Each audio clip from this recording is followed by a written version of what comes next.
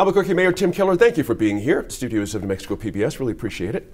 Good to be with you. Let's talk about your housing ideas. We've got something going on here that a lot of the country is struggling with, Mayor, as you know, not telling you something you don't know, but we are short on housing, particularly affordable housing in a growing community. We have some generational changes. Let's talk about a lot of that. I want to ask you about the Housing Forward Initiative. Now, it's a plan to address the city's lack of affordable housing. The city is somewhere between 13,000 and 28,000 units short of our current needs. How did we get here so short on housing? You know, it's one of these things. We came out of the pandemic, and like you said, all over the country, but also here. And I remember hearing, rents are up 41%, and trying to think about, well, what can we do with some, rent subsidies or housing stabilization, and those are still important discussions. But then we looked at the numbers, and the numbers that you just quoted are staggering for our city. I mean, 30,000 units, and this is actually, it's across every spectrum. It's more acute, certainly, in sort of low income and affordable.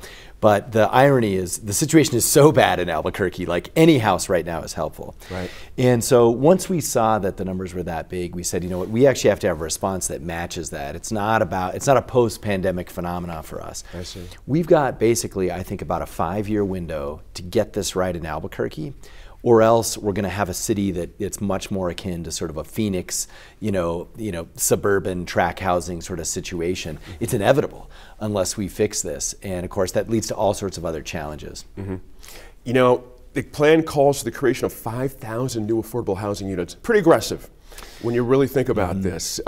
Is it possible, honestly, in this short a time period? You know, it is a reach goal. I'll certainly admit that. But I think what we're trying to do is we're trying to combo getting a situation where the private sector can fill a lot of that gap in the nonprofit sector, and then the city doing some on our own. So just very briefly, a slice is about us buying actually hotels and converting them and changing them to housing. Right.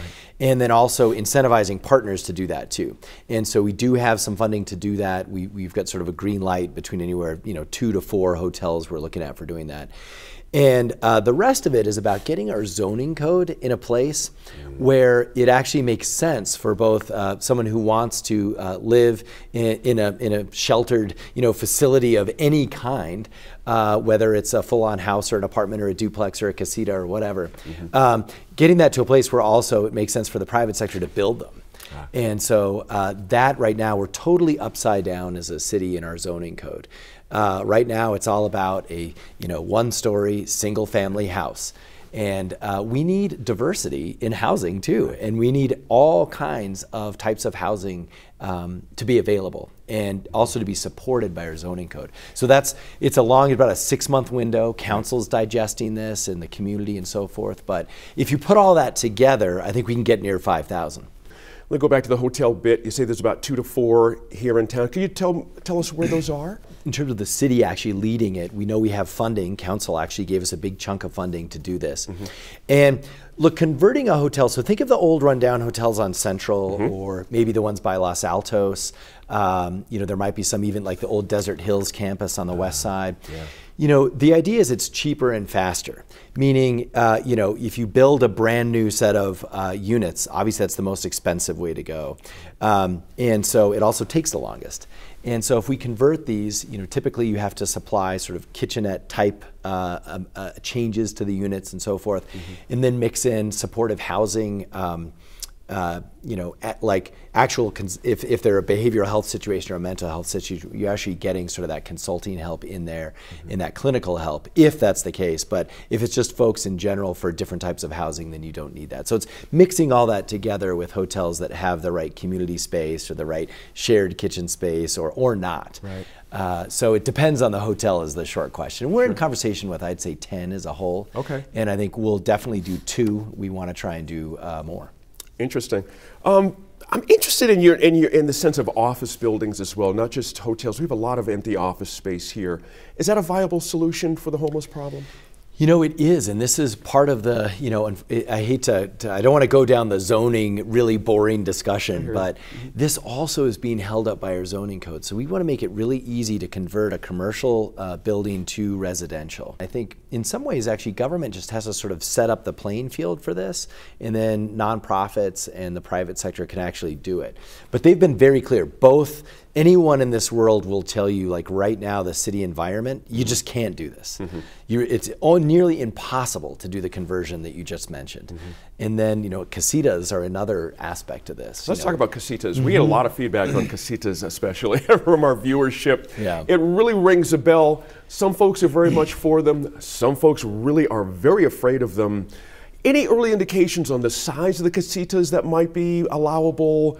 The size of the lot you would have to have as a minimum size? Are we down the road that far? Or where should folks be thinking about casitas at this point? Let me mention this. The key is the default. See, the default for Albuquerque right now is no, you can't convert a hotel. No, you can't convert a commercial building to real estate. No, you can't have a casita. And we want to shift, at least for some areas or in certain places where it makes sense, we want to shift that to yes. But then there's always, you can object and so forth. I mean, that's still going to be there. It's about changing the default for how we grow. A lot of the North Valley folks that we hear from are especially concerned about the casita idea, meaning there are casitas in place. If you go through the North Valley, they're everywhere, as a matter of fact. As an ex-builder, I built some years ago, 20 years ago, but it can be a difficulty to build a casita on a private small lot. There's a lot of interruption for the neighbors. All these things yet to be decided. Are you comfortable that we can get the casita idea off the ground here with all the objections that might in fact happen? I am, only because I do believe in sort of the power of actually policy making. Okay. And we're gonna debate this and work it out in terms of even, the spacing and like how big your lot has to be. So all of those are now, there's a first placeholder that went to the EPC, this committee that sort of starts with that. So they have the placeholder, but we know they're gonna change it, and then council might change it. Right. And there's also like historic overlays. So, any neighborhood, like a lot of the North Valley neighborhoods it's not gonna apply to them anyway, because they already have historic overlays on top of it. So I think they're really in a much better situation because they've already dealt with these issues. But when you think of just the vast sort of, midtown area, or you think about areas on the west side, they don't have historic overlays and they don't have rules and regulations on this. And that's really what we need. It's time. As a city, we're growing up and we got to have policies that match it. That's a key distinction. I got to ask you this question. I've asked some of the guests we've had on this idea of housing so far, are we ready to go vertical here in Albuquerque? Meaning, just like you said a few minutes ago, we can't keep spreading Phoenix-like with single-story, quarter-acre lots. But there's a lot of resistance here to going above a certain sort of a height. Or is it time for us to change on that? And can we change in going vertical? I think what came out of my realization this summer from reading the studies is that we have to. It's actually not really a choice. Okay. The only choice is then to have it would sort of create like Berlin and Las Lunas would be these giant cities, 30 years from now, if we keep going the way we're going. So, if you actually believe in Albuquerque as sort of the metro center and the commercial center for the state of New Mexico, we're going to have to grow up a little bit. But the good thing is, where we do that, how high is high, 3 stories or 5 stories, I think we can actually take that, in a gradual way and through a public process. And I'll give you an example, Edo. Which now, we even say the word Edo and we don't have to say what it means. Right. 10 years ago, I remember people like, what does Edo mean? And when we redid the zoning in there, this was part of it. We allowed people to go up more stories. Right. And so I think, we can also do it tactfully and smartly in the areas of town where it makes sense. Okay.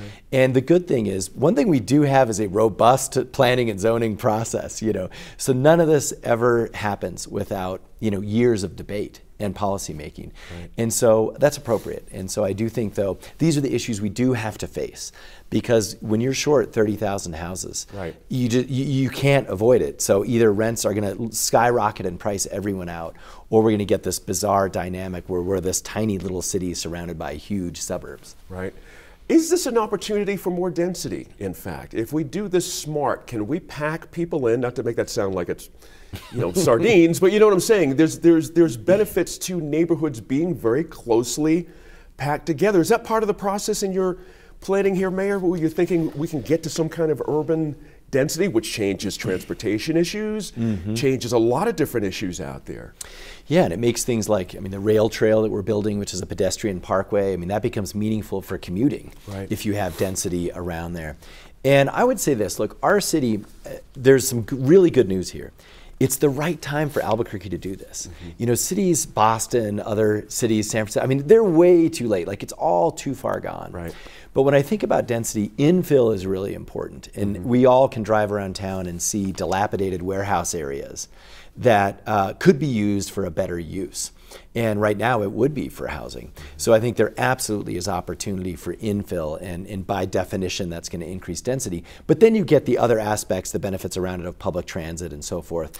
And for us, you know, even whether it's police and fire coverage, that's always going to be a better return on investment than trying to do it way out, you know, in greenfield development, you know, way out on you know, it's sort of the outside of the city where it's very expensive. Sure. But lastly, I would just say the funny thing is, you know, I think this will be done to us anyway. That's how big the problem is. Like, we are going to get more dense. The question is, are we going to do it, you know, in a way that is planned and thoughtful and equitable? Or are we just going to leave it to the rules of the game now, which I think really run the risk of creating, you know, terrible sort of pockets of poorly planned development and transit and public safety and things like this. Right. And so now's the time. I mean, this really is a unique opportunity for our city, probably the most unique in about 50 years since the 70s, where we can define what the city is going to look like for the next 70 years. Rents have spiked, Mayor, as you know, tremendously in the city. Tremendously. A lot of folks are really under the gun here financially because of it. How soon can you see relief coming? And the second question, probably the first question, is what do you consider affordable? We hear the administration saying affordable, affordable. What is affordable in a medium price of rent now is about $1,200 here in Albuquerque. That's just not affordable for a lot of folks. What is affordable when you talk about affordable housing? Well, you know, I think it does depend on if it's affordable housing for a family, you know, or a single person, and, you know, sort of what's on the other end of their utility costs and their transport costs and things like that. So, you know, I would leave the dollar number really to the experts or to some of the folks that, you know, you talk to on this show. But I would say this: one, it's definitely too high. And there's sort of two aspects. In the short term, we're looking at a rent stabilization fund, hopefully in partnership with the state, that because there is a lot of extra money at the state, as we've heard, like, this is a great way to use some of it, to just tamp down those rents for several years until the only solution is more housing. I mean, it does go back to more housing at the end of the day. That's how you really lower rents, is to add more housing. Are you talking money going to builders or to renters for rent abatement, or how would you see this money being used? I think rent abatement is in the short term where we've got to go. Now, if there's other aspects of this where we can work it through, you know, the owners, I'm open to that too, but it's got to actually bring down rent. And so this is something we did a little bit during the pandemic, and basically it's sort of another version of that with more money for a longer time period. But there's also, you know, discrimination. And so, you know, we have now passed ordinances at the city and have our civil rights office tasked up with renter discrimination, in a sense, like, if you're getting a voucher and they won't rent to you, that's illegal. And we are looking to actively prosecute that to make sure that the message is sent that you can't do that. And so that's also part of the puzzle too, because a lot of people are getting, you know, we don't want to say you're part of the housing stabilization fund and then have landlords beg, well, we don't, you know, want that kind of person in our building. We're not going to allow that. So that there's other aspects that we have to build in to make that fund work. But Albuquerque's ready. We've got the civil rights office on that and ready to go. Interesting. Anybody in the legislature ready to carry this for you? Are you expecting some action out of the legislature this session? You know, I am. I know a lot of folks are talking about it. I think Senator Lopez has been talking about this, and so many of the urban senators have mentioned it, and House reps too. So we don't have, you know, specific bills and so forth lined up, but I know even back right before the pandemic, when we again had a lot of extra money, you know, there was even an idea to just make a chunk of it to just build housing and then, you know, lease it out to nonprofits to do this. And that's something, look, we do need this statewide. And so I think the good news is we love an all the above approach. Any tool is a good tool. So for the legislature, whatever they want to fund and come up with, we'll back it.